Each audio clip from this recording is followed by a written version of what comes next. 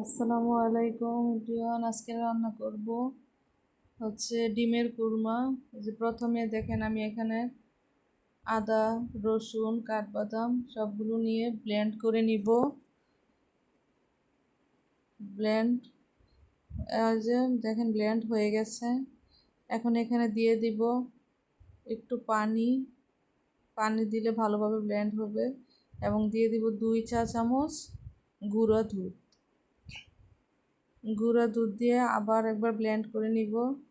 এখন দিয়ে দিব 2টা কাঁচামরিচ। কাঁচামরিচ দিয়ে আবার ভালোভাবে ব্লেন্ড করে নিব।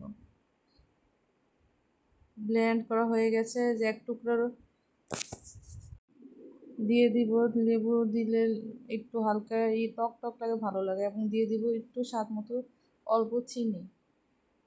এই যে এখন আমি দিয়ে দিচ্ছি কড়াইতে সয়াবিন তেল বা রান্না করার তেল দিয়ে ডিমগুলো ভালোভাবে একটু ভেজে নেব।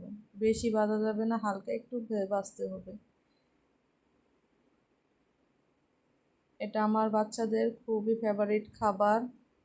রান্না করছি আর দেখেন কি সুন্দর প্রাকৃতিক পরিবেশ দেখছি।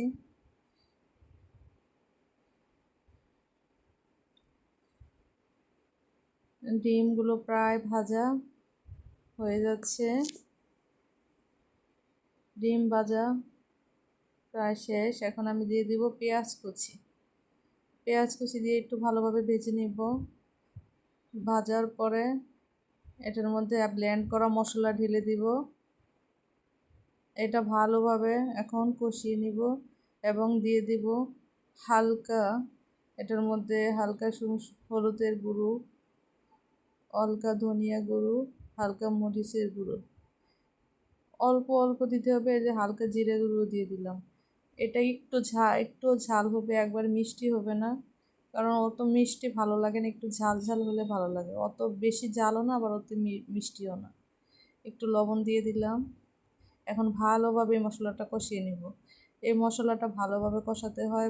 ভালোভাবে না কষালে মশলাটা কাঁচা কাঁচা গন্ধ লাগে, ভালো লাগে না খেতে। আর কষানো ভালো হলে খেতেও ভালো লাগে।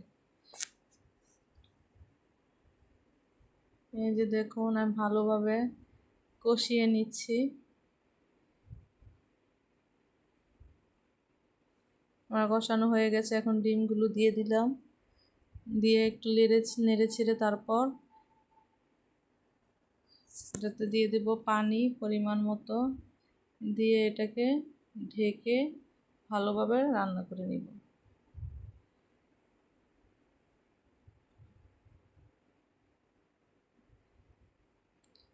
দিয়ে দিলাম 3-4টা কাঁচামরিচ।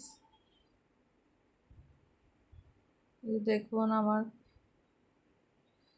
ডিম প্রায় হয়ে গেছে। এখন আমি নামিয়ে পরিবেশন করে নিব সুস্বাদু ডিমের কুরমা। আপনারাও বাসায় ট্রাই করবেন, ইনশাআল্লাহ অনেক মজা হবে এবং ভালো হবে।